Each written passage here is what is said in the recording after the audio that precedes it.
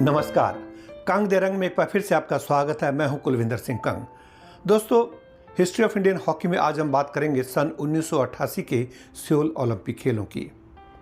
कुर्ग कर्नाटका के रहने वाले हाफ बैक MM सोमैया भारतीय हॉकी टीम के कप्तान थे। 1988 के सियोल ओलंपिक खेलों में भारतीय टीम छठे स्थान पर रही। कि भारतीय हॉकी किस तरह से नीचे गिरती गई, तो बताना चाहूँगा कि जब भारत ने 1928 के एम्स्टर्डम ओलंपिक खेलों में भाग लिया था, तब से लेकर 1956 तक लगातार 6 स्वर्ण पदक जीते थे। इसमें भारतीय हॉकी टीम ने 178 गोल किए थे और केवल 6 गोल भारत के विरुद्ध हुए थे। 6 ओलंपिक में 178 गोल। उसके बाद 1960 में पहली बार पाकिस्तान गोल्ड मेडल जीता। 1960 के रोम ओलंपिक से लेकर 1972 के म्यूनिक ओलंपिक तक, यानी कि 4 ओलंपिक्स में भारत ने कुल 89 गोल किए और भारत के विरुद्ध 23 गोल हुए, यानी कि भारत की गोल करने की क्षमता कम होती गई।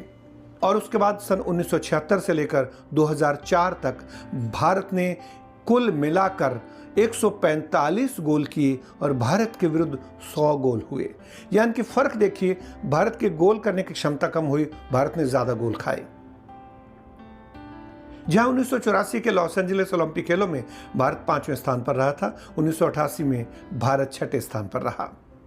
भारत का पहला ही मुकाबला USSR से था, जो कि भारत 1-0 से हार गया। भारत का अगला मुकाबला पश्चिमी जर्मनी से था। भारत 1-1 से ड्रॉ खेला। उसके बाद भारत ने दक्षिण कोरिया को 3-1 से पराजित किया। भारत का अगला मुकाबला कनाडा से था, जो भारत ने 5-1 से जीता, लेकिन उसके बाद सेमीफाइनल के लिए मस्ट विन में ग्रेट ब्रिटेन से भारत 3-0 से हार गया। उसके बाद पाकिस्तान से 5वें और 8वें स्थान के बीच में भारत पाकिस्तान से खेला। भारत 2-1 से हार गया और भारत को 6ठा स्थान मिला।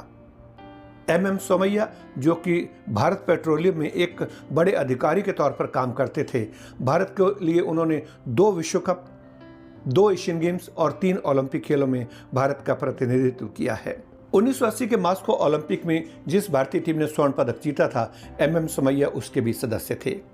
तो इस तरीके से 1980 के मास्को ओलंपिक में स्वर्ण पदक जीतने के बाद भारत लगातार नीचे गिरता गया। सन 2004 तक भारत की यही पोजीशन रही, कोई पदक नहीं आया।